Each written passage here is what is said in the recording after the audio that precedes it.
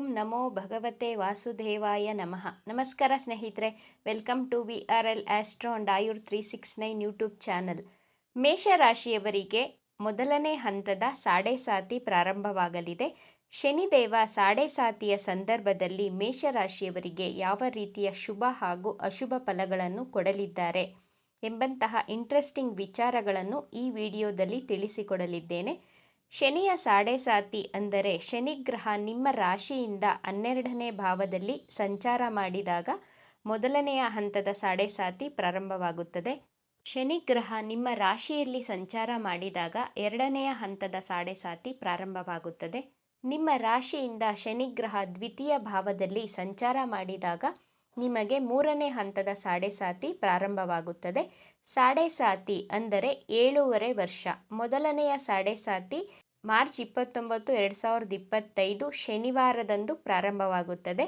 ಶನಿಗ್ರಹ ಮೇಷರಾಶಿಯವರಿಗೆ March 29ಕ್ಕೆ ನಿಮ್ಮ 12ನೆಯ ಭಾವದಲ್ಲಿ ಸಂಚಾರ ಮಾಡುತ್ತಾರೆ. ಒಂದು ರಾಶಿಯಲ್ಲಿ ಶನಿಗ್ರಹ 2.5 ವರ್ಷಗಳು ಸ್ಥಿತವಾಗಿರುತ್ತದೆ. ಈ 2.5 ವರ್ಷದಲ್ಲಿ ಶನಿಗ್ರಹ ಮೇಷರಾಶಿಯವರಿಗೆ ಯಾವ ರೀತಿಯ ಶುಭ ಫಲಗಳನ್ನು ನೀಡಲಿದೆ ಎಂದು ನೋಡೋಣ. ಶನಿಯ ಸಾಡೆ ಸಾತಿಗೆ ಮೇಷರಾಶಿಯವರು ಭಯ ಪಡುವಂತಹ ಅವಶ್ಯಕತೆ ಇಲ್ಲ. ನಿಮ್ಮ ಜನ್ಮ ಕುಂಡಲಿಯಲ್ಲಿ ಶನಿಗ್ರಹ ಶತ್ರು ರಾಶಿ, ನೀಚ ರಾಶಿಯಲ್ಲಿ ಅಥವಾ 6, 8, 12ನೇ ಭಾವದಲ್ಲಿ ಸ್ಥಿತವಾಗಿದ್ದರೆ ನಿಮಗೆ ಕಷ್ಟಗಳನ್ನು ಕೊಡುತ್ತಾರೆ ಹಾಗೂ ಸುಳ್ಳು ಹೇಳುವವರಿಗೆ, ಮೋಸ ಮಾಡುವವರಿಗೆ, ಅಹಂಕಾರ ಪಡುವವರಿಗೆ ಮಾತ್ರ ಶನಿದೇವ ಕಷ್ಟ ದಂಡನೆಗಳನ್ನು ಕೊಟ್ಟು ಪಾಠಗಳನ್ನು ಕಲಿಸದೆ ಬಿಡುವವರು ಅಲ್ಲವೇ ಅಲ್ಲ. ಶನಿಗ್ರಹ ನ್ಯಾಯಾಧೀಶ, ದಂಡನಾಯಕ ಎಂದೇ ಕರೆಯಲ್ಪಡುವಂತಹ ಗ್ರಹ.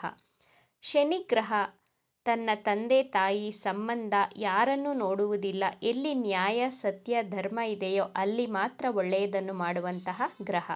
ನೀವು ಒಳ್ಳೆ ದಾರಿಯಲ್ಲಿ ನಡೆಯುತ್ತಿದ್ದರೆ ಶನಿಯ ಸಾಡೆ ಸಾತಿಗೆ ಭಯ ಪಡುವಂತಹ ಅವಶ್ಯಕತೆ ಇಲ್ಲವೇ ಇಲ್ಲ.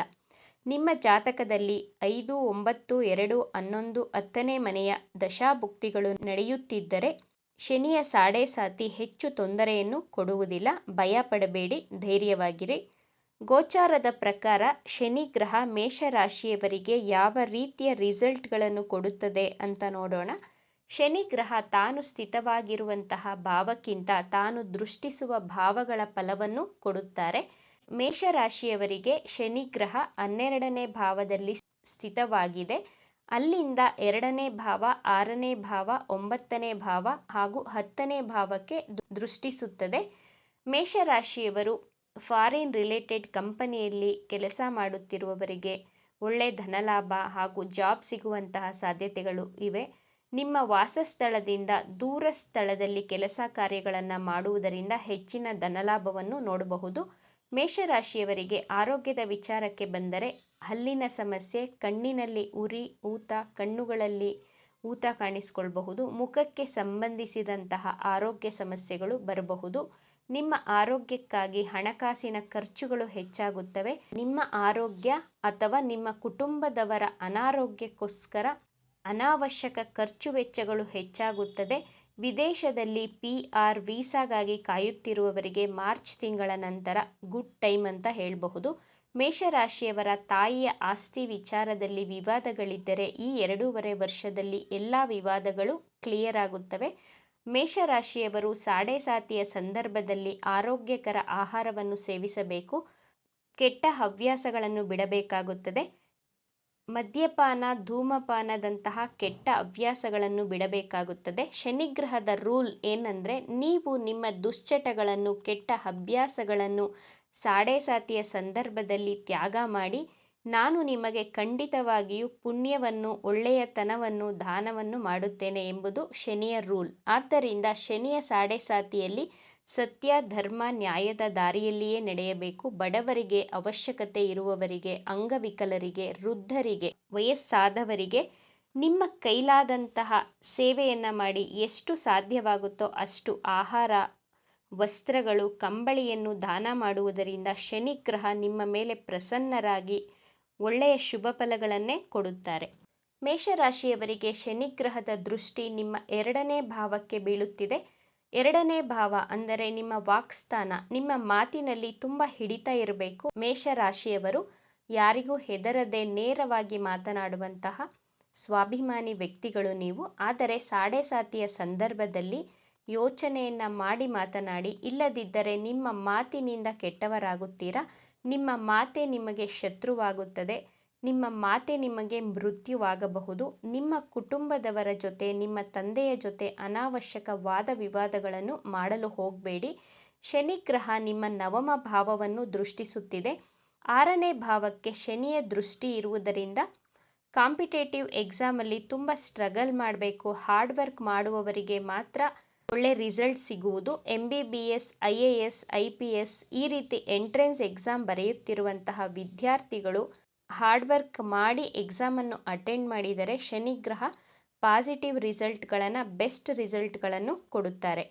15 ವರ್ಷದ ಒಳಗಿರುವಂತಹ ಮೇಷರಾಶಿಯ ವಿದ್ಯಾರ್ಥಿಗಳಿಗೆ ನಿಮ್ಮ ವಿದ್ಯಾಭ್ಯಾಸದಲ್ಲಿ ಸ್ವಲ್ಪ ಅಡೆತಡೆಗಳು, ತೊಂದರೆಗಳು ಬರಬಹುದು. ಆಸಕ್ತಿ ಕಡಿಮೆ ಆಗಬಹುದು, ಏಕಾಗ್ರತೆ ಕಡಿಮೆಯಾಗಬಹುದು.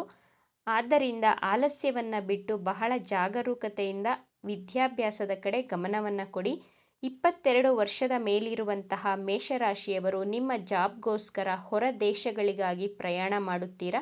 ಮೇಷರಾಶಿಯ ತಂದೆಯವರಿಗೆ ಅನಾರೋಗ್ಯ ಉಂಟಾದರೆ ನಿಮ್ಮ ಮನೆಯಿಂದ 50 ಅಥವಾ 100 ಕಿಲೋಮೀಟರ್ ದೂರದಲ್ಲಿ ಟ್ರೀಟ್ಮೆಂಟ್ ತೆಗೆದುಕೊಂಡರೆ ಆರೋಗ್ಯದಲ್ಲಿ ಬಹಳ ಬೇಗ ಚೇತರಿಕೆಯನ್ನು ಕಾಣಬಹುದು. ಮೇಷರಾಶಿಯವರಿಗೆ ಮಾರ್ಚ್ ತಿಂಗಳ ನಂತರ ಮಾನಸಿಕ ಭಯ, ಓವರ್ ಥಿಂಕಿಂಗ್ ಮಾಡುವುದನ್ನು ಕಡಿಮೆ ಮಾಡಿಕೊಳ್ಳಿ. ನಿಮ್ಮ ಕುಟುಂಬದ ಜವಾಬ್ದಾರಿಗಳು ಅಥವಾ ನಿಮ್ಮ ಕಾರ್ಯಕ್ಷೇತ್ರದಲ್ಲಿ ಜವಾಬ್ದಾರಿಗಳು ಹೆಚ್ಚಾಗಬಹುದು. ಲಾಂಗ್ ಟ್ರಾವೆಲ್ಗಳನ್ನು ಮಾಡುತ್ತೀರಾ. ಗುಪ್ತ ಶತ್ರುಗಳು ಹೆಚ್ಚಾಗುತ್ತಾರೆ. ನಿಮಗೆ ಶನಿಯ ಸಾಡೆ ಸಾತಿಯ ಸಂದರ್ಭದಲ್ಲಿ ನಿಮ್ಮ ವರ್ಕಿಂಗ್ ಪ್ಲೇಸಲ್ಲಿ ಹಿತಶತ್ರುಗಳು ಹೆಚ್ಚಾಗುತ್ತಾರೆ. ಇಂಪೋರ್ಟ್ ಹಾಗೂ ಎಕ್ಸ್ಪೋರ್ಟ್ ಬಿಸ್ನೆಸ್ ಮಾಡುತ್ತಿರುವವರಿಗೆ, ಮ್ಯಾನುಫ್ಯಾಕ್ಚರಿಂಗ್ ಫೀಲ್ಡಲ್ಲಿ ಇರುವವರಿಗೆ ಹೆಚ್ಚಿನ ಧನಲಾಭವನ್ನು ತೋರಿಸ್ತಾ ಇದೆ. ನಿಮ್ಮ ಬ್ಯಾಂಕ್ ಬ್ಯಾಲೆನ್ಸ್ ಹೆಚ್ಚಾಗುತ್ತದೆ. ಜೊತೆಗೆ ಖರ್ಚುಗಳು ಸಹ ಹೆಚ್ಚಾಗುತ್ತದೆ. ನಿಮ್ಮ ವೈವಾಹಿಕ ಜೀವನ ಹಾಗೂ ಪ್ರೀತಿ ಪ್ರೇಮದಲ್ಲಿ ವೈಮನಸ್ಸುಗಳು ಬರುವುದರಿಂದ ಬಹಳ ಶಾಂತಿ ಸಮಾಧಾನವಾಗಿ ಇರಬೇಕಾಗುತ್ತೆ. ಹೆಚ್ಚು ಆರ್ಗ್ಯುಮೆಂಟ್ಗಳನ್ನು ಮಾಡೋದಕ್ಕೆ ಹೋಗಬೇಡಿ. ಯಾರ ಜೊತೆಯಲ್ಲೂ ಎಮೋಷ್ನಲಿ ಕನೆಕ್ಟ್ ಆಗಬೇಡಿ. ಇಲ್ಲದಿದ್ದರೆ ಅವರಿಂದಲೇ ದುಃಖ ಪಡುವಂತಹ ಪರಿಸ್ಥಿತಿಗಳು ಸೃಷ್ಟಿಯಾಗಬಹುದು. ಸಾಡೆ ಸಾತಿಯಲ್ಲಿ ಶನಿ ಗ್ರಹ ನಿಮ್ಮವರು ಯಾರು ಮಿತ್ರರು, ಯಾರು ಶತ್ರುಗಳು ಎಂಬಂತಹ ಪಾಠಗಳನ್ನು ಕಲಿಸುತ್ತಾರೆ. ನಿಮ್ಮ ಆಹಾರದಲ್ಲಿ, ನಿಮ್ಮ ಅಭ್ಯಾಸಗಳಲ್ಲಿ ಒಂದು ಡಿಸಿಪ್ಲಿನನ್ನು, ಶಿಸ್ತನ್ನು ಕಲಿಸುವಂತಹ ಗ್ರಹ ಅಂದರೆ ಶನಿ ಗ್ರಹ. ಭಯಪಡಬೇಡಿ, ಧೈರ್ಯವಾಗಿರಿ. ತಿಂಗಳಿಗೆ 1 ಬಾರಿ ಶನಿವಾರದಂದು ಹನುಮಾನ್ ದೇವಸ್ಥಾನಕ್ಕೆ ವಿಳೆದೆಲೆಯ ಹಾರವನ್ನು ಕೊಡಿ. ಪ್ರತಿ ಮಂಗಳವಾರ ಹಾಗೂ ಶನಿವಾರ ಹನುಮಾನ್ ಚಾಲೀಸವನ್ನು ತಪ್ಪದೇ ಪಠಿಸಿ. ಎಲ್ಲವೂ ಶುಭವಾಗುತ್ತದೆ. ಈ ವಿಚಾರಗಳು ನಿಮಗೆ ಇಷ್ಟ ಆಗಿದೆ ಅಂತ ಭಾವಿಸ್ತಾ ಇದ್ದೇನೆ. ಇಷ್ಟ ಆಗಿದ್ದರೆ ನಮ್ಮ ಚಾನಲನ್ನು ತಪ್ಪದೇ ಸಬ್ಸ್ಕ್ರೈಬ್ ಮಾಡ್ಕೊಳ್ಳಿ. ಈ ವಿಡಿಯೋಗೆ ಒಂದು ಲೈಕ್ ಕೊಡೋದನ್ನು ಮರಿಬೇಡಿ. ಈ ವಿಡಿಯೋವನ್ನು ನಿಮ್ಮ ಫ್ರೆಂಡ್ಸ್ ಆ್ಯಂಡ್ ಫ್ಯಾಮಿಲಿ ಗ್ರೂಪಲ್ಲಿ ಹೆಚ್ಚು ಶೇರ್ ಮಾಡಿ. ನಿಮ್ಮ ಅಭಿಪ್ರಾಯಗಳನ್ನು ತಪ್ಪದೇ ಕಮೆಂಟ್ ಮಾಡಿ. Thank you friends.